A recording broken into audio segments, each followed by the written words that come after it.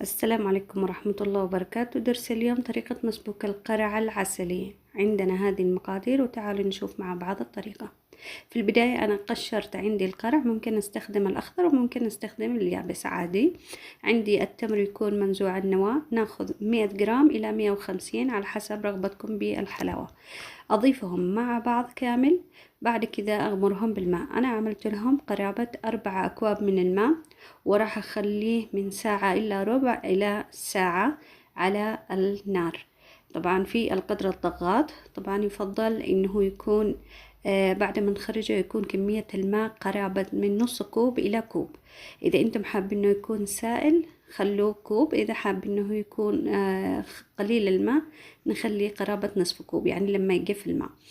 المهم نضيف الحليب ونضيف الفانيليا ونعصرهم، يا اما بالعصار العادي او بالهاند بلندر.